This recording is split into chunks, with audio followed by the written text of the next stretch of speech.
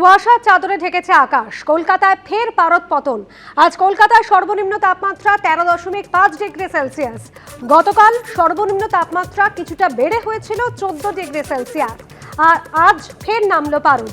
আগামী 2 থেকে 3 দিন 13 ডিগ্রির আশেপাশেই থাকবে কলকাতার সর্বনিম্ন তাপমাত্রা।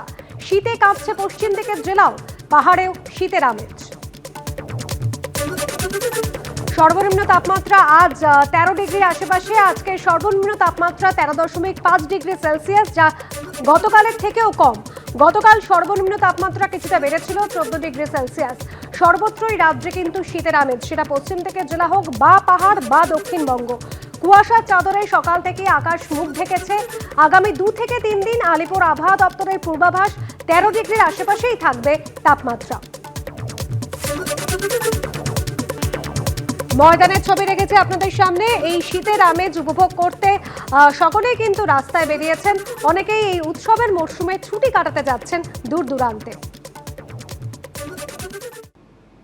এসআইআর এর শুনানি চলছে, আর সামনেই নতুন বছরে বিধানসভা নির্বাচন। 2026-এর বিধানসভা নির্বাচনেও পাখির চোখ সেই নন্দীগ্রাম। শুভেন্দু অধিকারী বিধানসভা কেন্দ্রে 15ই জানুয়ারি থেকে সেবাশ্রয় ক্যাম্প শুরুর ঘোষণা করেছেন তৃণমূলের সর্বভারতীয় সাধারণ সম্পাদক অভিষেক বন্দ্যোপাধ্যায়। আর পাল্টা সেই ক্যাম্প নিয়ে প্রশ্ন তুললেন বিরোধী দলনেতা শুভেন্দু অধিকারী। আমরা যেটা ঠিক করেছি যে দুটো মডেল ক্যাম্প নন্দীগ্রামে করা হবে। একটা প্যারাসিটামল ট্যাবলেট দিয়ে ভাইপো বাবু আপনিও নন্দীগ্রামের হিন্দুদের কিনতে পারবেন না। 21-এর বিধানসভা ভোটে রাজ্য রাজনীতির ভরকেন্দ্র ছিল নন্দীগ্রাম। কয়েক মাসের মধ্যেই ফের এ রাজ্যে বিধানসভা ভোট। তার আগে ফের রাজনৈতিক উত্তাপে তপ্ত হতে শুরু করেছে পূর্ব মেদিনীপুরের নন্দীগ্রাম। চলতি বছরের জানুয়ারি মাসে ডায়মন্ড হারবারে পথ চলা শুরু হয়েছিল তৃণমূল সাংসদ অভিষেক বন্দ্যোপাধ্যায়ের সেবাশ্রয়ের। টানা 75 দিন ধরে বিধানসভা কেন্দ্র ধরে ধরে সাধারণ মানুষকে স্বাস্থ্য পরিষেবা দেওয়া হয়েছিল। পরবর্তীকালে নভেম্বর মাসে ডায়মন্ড হারবারই হয় সেবাশ্রয় 2। আর এবার 26-এর মহারণের আগে ডায়মন্ড হারবারের মডেলে শুভেন্দু অধিকারীর বিধানসভা কেন্দ্র নন্দীগ্রামে সেবাশ্রয় ক্যাম্প চালুর ঘোষণা করেছেন তৃণমূলের সর্বভারতীয় সাধারণ সম্পাদক। 15ই জানুয়ারি সেই ক্যাম্পের উদ্বোধন করবেন খোদ অভিষেক বন্দ্যোপাধ্যায়। আমার কাছে কিছু ফোন এসেছিল এক ডাকে অভিষেক, যে এখানেও এরকম একটা ক্যাম্প করা হোক, আমরা যাতে সুযোগ সুবিধা পাই। নন্দীগ্রাম 1 নম্বর ব্লকের জন্য একটা মডেল ক্যাম্প হবে, 2 নম্বর ব্লকের জন্য আরেকটা মডেল ক্যাম্প হবে। এবং যতই করো হামলা আবার জিতবে বাংলার কর্মসূচিতে আমি যেহেতু 15 তারিখ পূর্ব মেদিনীপুরে থাকবো, আমি সেই ক্যাম্প উদ্বোধন করতে নন্দীগ্রামে যাব। গত 2রা নভেম্বর নন্দীগ্রাম বিধানসভা দুটি ব্লকেই বিনামূল্যে স্বাস্থ্য পরিষেবার উদ্বোধন করেছিলেন রাজ্যের বিরোধী দলনেতা শুভেন্দু অধিকারী। এবার সেই শুভেন্দু অধিকারীর নির্বাচনী কেন্দ্র নন্দীগ্রামের দুটি ব্লকে ডায়মন্ড হারবার মডেলে সেবাশ্রয় প্রকল্প চালুর কথা ঘোষণা করলেন তৃণমূল কংগ্রেসের সর্বভারতীয় সাধারণ সম্পাদক অভিষেক বন্দ্যোপাধ্যায়। অন্যদিকে বিরোধী দলনেতার প্রশ্ন, স্বাস্থ্যমন্ত্রী হিসেবে মমতা বন্দ্যোপাধ্যায় ব্যর্থ বলেই কি অভিষেক বন্দ্যোপাধ্যায়কে সেবাশ্রয়ে ক্যাম্প করতে হচ্ছে? সেবা দান করতে আসছেন মানে হেলথ ফেসিলিটি দিতে আসছেন, তার মানে আপনার পিসি ব্যর্থ স্বাস্থ্যমন্ত্রী হিসেবে। কোনো হসপিটালে ডাক্তার নেই, ওষুধ নেই, করছেন ভালো, কোথা থেকে টাকা নিয়ে এসে করছেন তার হিসাব আমি কিন্তু নেব। আর ভোটের আগে মমতা ব্যানার্জি অনেক কিছু দিতে চেয়েও নন্দীগ্রামের হিন্দুদের কিনতে পারেনি। আর ওই একটা প্যারাসিটামল ট্যাবলেট দিয়ে ভাইপো বাবু আপনিও নন্দীগ্রামের হিন্দুদের কিনতে পারবেন না। রাজনৈতিক আকচাকচির মধ্যেই সেবাশ্রয় ক্যাম্প নিয়ে মিশ্র প্রতিক্রিয়া শোনা গেছে নন্দীগ্রামবাসীর গলায়। বলতে যাচ্ছি, ডায়মন্ড হারবার যে সেবাশ্রয়ের মাধ্যমে যে চিকিৎসা পরিষেবা উনি দিয়েছেন, মানে কল্পনাতীত। এই সেবাশ্রয় প্রকল্পের মাধ্যমে নন্দীগ্রামের মানুষ যদি উপকৃত হয় এবং উনি যে এই প্রকল্প করতে চাইছেন, এর জন্য ধন্যবাদ। সরকারি হসপিটালগুলো আছে, যেটা মমতা ব্যানার্জি বলছেন যে আমরা সুপার স্পেশালিটি করে দিয়েছি কয়েকটা হসপিটালকে, প্রত্যেকটাতেই পরিষেবা বিঘ্নিত। এখানে সঠিক সময়ে ডাক্তার থাকে না, সঠিক সময়ে সব টেকনিশিয়ান পাওয়া যায় না। উনি তো ভোটের জন্য এটা করছেন। কয়েক মাস পরই ভোট, তার আগে সেবাশ্রয় ঘিরে রাজনৈতিক বাকযুদ্ধ চরমে উঠেছে। বিটন চক্রবর্তী, এবিপি আনন্দ, পূর্ব মেদিনীপুর। চলে আসছে পরের খবরে। ভাঙড়ে তৃণমূল নেতার বিরুদ্ধে তোলাবাজির অভিযোগ উঠল। ব্যবসায়ীর কাছ থেকে 2 দফায় 5,30,000 টাকা নেওয়ার অভিযোগ উঠেছে চন্দনেশ্বর 2 নম্বর গ্রাম পঞ্চায়েতের উপপ্রধানের বিরুদ্ধে।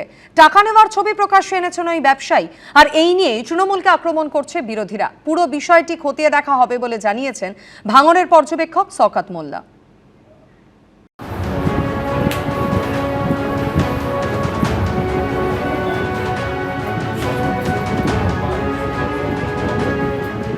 সাদা পাজামা পাঞ্জাবি পরা, যাকে পকেটে টাকার বান্ডেল ঢোকাতে দেখা যাচ্ছে, তিনি ভাঙড়ের তৃণমূল নেতা চন্দনেশ্বর গ্রাম পঞ্চায়েতের উপপ্রধান আলাউদ্দিন মোল্লা।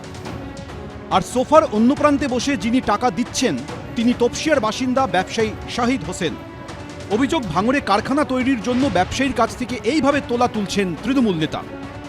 ওনার দল বল এসে বাধা দিল কি এখানে কাজ করতে দেবো না।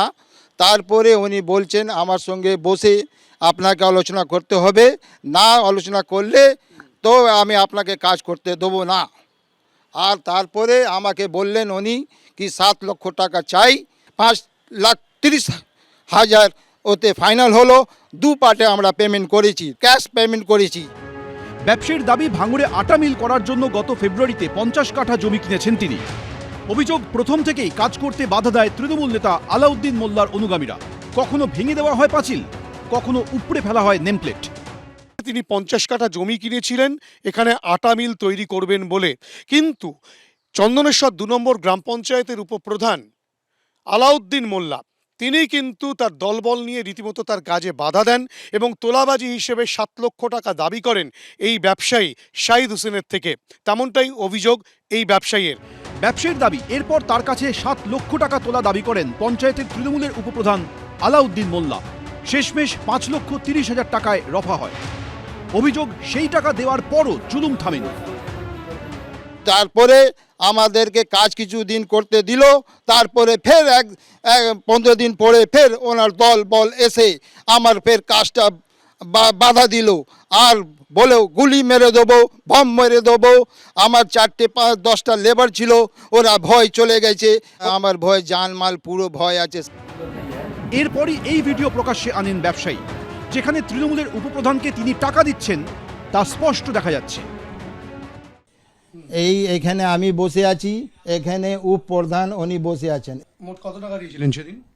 3 লাখ টাকা, যেটা ভিডিও বানা আছে। 2 ধাপে 5,30,000 টাকা তুলাবাজি আমরা দিয়েছি আলাউদ্দিন মোল্লা চন্দ্রেশ্বর 2 উপপ্রধান। অভিযোগ, এ নিয়ে মাধবপুর থানায় অভিযোগ জানাতে গেলে পাল্টা মীমাংসার কথা বলা হয়। हर 15 दिन में उन लोग किसी को भेजते हैं गन के साथ, ये कर देंगे वो कर देंगे। 20 तारीख को हम लोग रात के वक्त माधवपुर थाना में गए थे। वो बोलते हैं कि मैं इस मैटर को आपस में म्यूचुअल करवा करके शॉर्ट आउट कर दूंगा और आप अपना काम करिए आगे। हम लोग ये म्यूचुअल करवाए, कितनी बार करवाए और कितनी बार सब लोगों को पैसा दे। এরপর ভাঙড় ডিভিশনের ডেপুটি কমিশনারের কাছে লিখিত অভিযোগ জানায় ব্যবসায়ীর পরিবার। পাশাপাশি অভিযোগ জানান তৃণমূল নেতৃত্বের কাছেও। যদি কেউ কোনো এই ধরনের ভিডিও যদি থাকে, সেই টাকাটা সত্যিকারে কি ঘুষের টাকা নাকি কোনো অন্য কোনো পারপাসের টাকা, সেটা আমি খোঁজ খবর নেই ওদের সঙ্গে না কথা বলে এই বিষয়টা আমি ক্লিয়ার এখন বলতে পারছি না। ব্যবস্থা গ্রহণ করবে অবশ্যই অবশ্যই। যদি দলে কেউ 1 পয়সা দুর্নীতি করুক, এক্ষেত্রে কোনো কম্প্রোমাইজ করবো না।